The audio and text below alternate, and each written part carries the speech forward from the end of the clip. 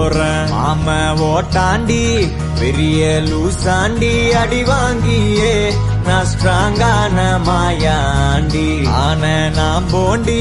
அதையும் தான் தாண்டி போராடுவேன் நான் வெறியான பெருமாண்டி